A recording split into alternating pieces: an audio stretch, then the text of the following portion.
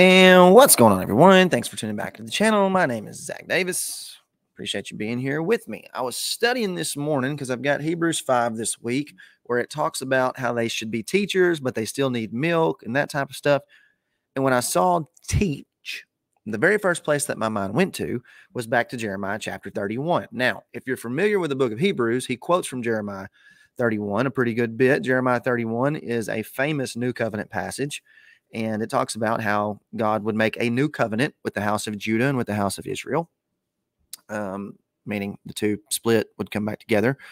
And also, I believe, bring the Gentiles in on that. So I'm reading that, and I go back to Jeremiah 31, and a couple things come up that I just thought were so obvious about the book of Revelation. So I titled this video, "The Most Obvious Observation from the Book of Revelation."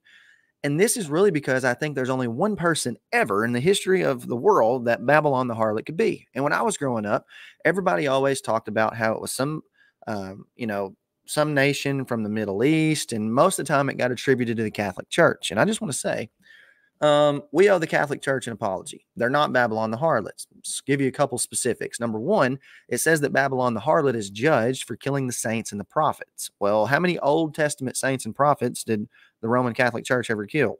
None. They weren't around then. Okay, that doesn't happen. If you really want to get technical, put this thing toward Constantine in 325 AD. So they're not around then. They can't be Babylon the Harlot. Number two, this judgment on them was coming soon. And there are a million other things. Matthew 23, Jesus said judgment was coming on the religious leaders of Old Covenant Israel, that generation, for killing the saints and the prophets. And they would also kill his martyrs. So many things that just make you say, we need to apologize to the Catholic Church. They're not Babylon the Harlot. So I'm sitting in my office earlier this morning. I'm reading Jeremiah 31, and I thought, man, I've been spending time in Revelation 18 about Babylon the Harlot. And this is just so clear about who God was in marital covenant status with. And so many Christians today would say, well, Catholicism's apostate. It's not, God's never in covenant with them. They're not his people. He doesn't know them. That's a false religion. And that should just make you say, okay, well, that rules them out from being the harlot, since God is married and in covenant and is a bridegroom to Babylon the harlot, who is his bride. And the Bible is clear and tells us who this is. So I want us to look just at two passages today that I think are very, very clear and should be obvious no-brainers for us in regards to who Babylon the harlot is. And I think that Babylon the harlot, being Old Covenant Israel who rejected Messiah, is the most obvious observation from the Revelation. Revelation 18:23 about Babylon the harlot. The light of a lamp shall not shine in you anymore. Remember Matthew 5, talking to the church, those who would follow Jesus. You are the city set on a hill. Let your light so shine before men. Remember that? New light.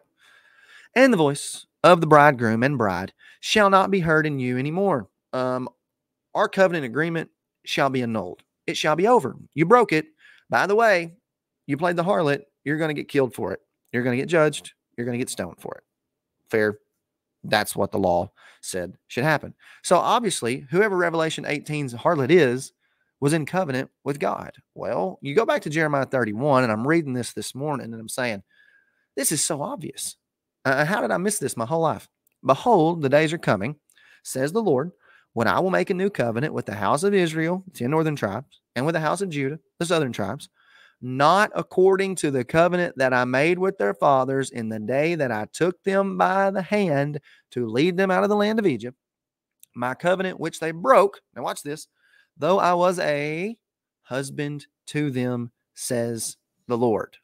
He was a husband to them. Well, Revelation 18, the voice of bridegroom and bride, the voice of marital covenant language with God will no longer be heard with you. Is it not amazing the parallels that Jesus predicts judgment on Old Covenant Israel, who Jeremiah 31 said was in covenant, in marital relation with God, and now the voice of bride and bridegroom won't be heard in them anymore? If you can't see the trains on the tracks, I don't think that we're getting the picture here. Okay, this should be something that is the most obvious thing. And friends, I want to say this: if Babylon the harlot is Old Covenant Israel, that has serious implications for how you view the book of Revelation, especially the second half. That has serious implications for how you view New Testament eschatology. That has serious implications for how you view Israel, for how you view 1948, which means it has nothing to do with the Bible, and all kind of implications for accusing Babylon the harlot to be the Roman Catholic Church. It ruins historicism. It ruins futurism. I think it ruins the idea of idealism in that. Not that there aren't things that can be compared in an ideal way, but the only option that you're left with then, if those people are not around and those people were judged, is a preterist view of Babylon the harlot. And I think that is the most obvious observation from the book of Revelation. Thanks for watching. Like and subscribe to the channel down below. Support us on patreon.com/Zach Davis. Become a member on YouTube. Check out Kingsman caps. Good dudes, good hats. Look forward to seeing you soon here at the end of the month. Take care.